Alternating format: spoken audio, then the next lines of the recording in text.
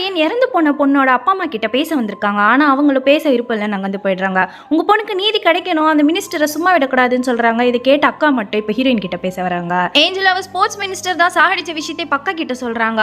அவங்க ஆக்சுவலா மினிஸ்டர் பாக்குறதுக்கு போகிறதுக்கு முன்னாடி இவங்களுக்கு மெசேஜ் அனுப்பியிருப்பாங்க. இப்ப அதை ஹீரோயின் கிட்ட காட்டுறாங்க. லாயரும் இப்ப ஜட்ஜி கிட்ட இந்த விஷயத்த சொல்றாங்க. ஏஞ்சல சாகறதுக்கு ½ hour முன்னாடி போய் ஸ்போர்ட்ஸ் மினிஸ்டர் பார்த்திருப்பாங்க.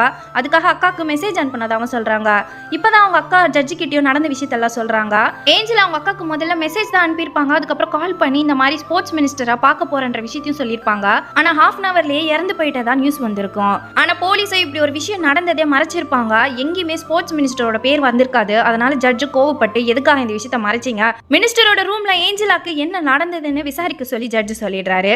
சோஷியல் மீடியா ஃபுல்லா ஏஞ்சலாக்கு தான் சப்போர்ட் பண்றாங்க. சீஃப் மினிஸ்டரோ இப்ப இந்த ஸ்போர்ட்ஸ் மினிஸ்டருக்கு கால் பண்ணி உன பதவியில இருந்தே எடுத்துருவேன், இந்த கேஸ் சீக்கிரமா முடின்னு சொல்லி மிரட்டிடுறாரு. இப்போ மினிஸ்டர் கோவப்பட்டு ஹீரோயினோட ஹஸ்பண்டை கூப்பிட்டு, நீ எல்லாம் ஒரு போலீஸா, உன்னோட வைஃபால தான் இந்த கேஸ் இவ்வளவு பெருசா ஆயிட்டு இருக்கு, ஒழுங்கா அவளை கண்டிச்சு வை, அவளை உன்னை மீறி எதுவுமே பண்ண விடாதுன்னு சொல்லிடுறாரு. பெரியவரும் மனசு மாறி இப்ப சாட்சி சொல்றதுக்காக ஹீரோயினுக்கு இன்ஃபார்ம் பண்றாரு. இப்ப அட்வொகேட் கிட்ட கூட்டிட்டு போறாங்க. இவர் அன்னைக்கு நடந்த விஷயத்த சொல்றாரு. ஸ்போர்ட்ஸ் மினிஸ்டர் ஏஞ்சலாவை தள்ளி விட்டதை இவர் ஆப்போசிட் பில்டிங்ல இருந்து நேராவே பார்த்திருப்பாரு.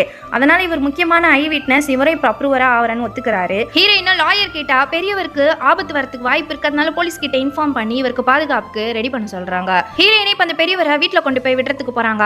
ஹஸ்பண்டோட ஆளு இப்ப இவங்களை ஃபாலோ பண்ணிட்டு இருக்காங்க. இப்ப அந்த பெரியவர் வீட்டுக்கு 2 போலீஸ்காரங்க பாதுகாப்புக்காக வந்திருக்காங்க. இப்ப பொண்ணும் அதான் இவங்க வந்துட்டாங்களே, இதுக்கப்புறம் அவங்களே பார்த்துப்பாங்க, நான் என் ஹஸ்பண்ட் வீட்டுக்கு போறேன்னு சொல்லிட்டு இருக்காங்க.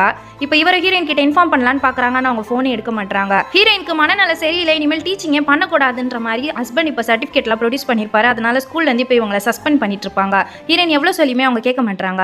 நைட் அந்த பெரியவர் வீட்டுக்கு கதவை யாரோ தட்டுற மாதிரி இருக்கு. போய் பார்த்தா அந்த போலீஸ்காரங்க தான் நிக்கிறாங்க. ஆனா கையில கயிறை வச்சிட்டு இருக்காங்க. இதை பார்த்ததுமே இப்ப அந்த பெரியவரோ பயத்துல நடுங்க ஆரம்பிச்சிடுறாரு.